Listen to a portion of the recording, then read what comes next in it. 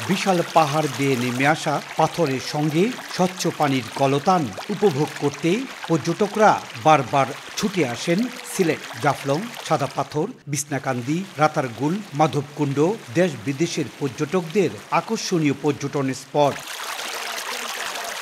বিভাগ জুড়ে প্রাকৃতিকভাবে গড়ে ওঠা পর্যটন কেন্দ্রগুলো পর্যটকদের প্রিয় স্থান।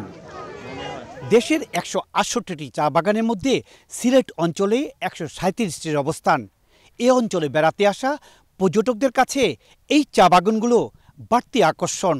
হযরত শাহজালাল রহমতুল্লাহি আলাইহির মাজারকে কেন্দ্র করে সিলেটে গড়ে উঠেছে পর্যটন অঞ্চল।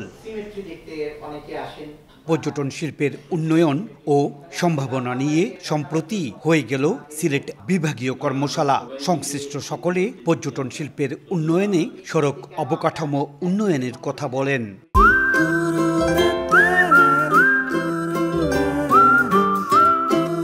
এক্সপ্লোর করতে গিয়ে যেটা হচ্ছে যে এগুলো আপনার মানুষ খেয়াল করতেছে, অচেতনভাবেই দূষণ করতেছে। এই ক্ষেত্রে খুব প্রয়োজন যে তাকে সচেতন করা। ঈদের ছুটিতে বিপুল সংখ্যক পর্যটক বরণে প্রস্তুত রয়েছে হোটেল, মোটেল, রিসোর্ট এবং পরিবহন সেক্টর।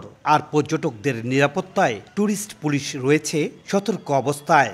ট্যুরিস্ট পুলিশ হেডকোয়ার্টারের নির্দেশনায় আমরা কিছু অতিরিক্ত টহল টিম রেডি করেছি যাতে পর্যটন নিরাপত্তা নিশ্চিত করতে পারে। ট্যুরিজম পুলিশ আমাদের নিরাপত্তার ব্যাপারে আমরা কিন্তু যথেষ্ট তাদের সাথে যোগাযোগ করে রেখেছি। সিলেট অঞ্চলে ৫ শতাধিক ভালো মানের হোটেল, মোটেল, রিসোর্ট ও রেস্ট হাউস রয়েছে।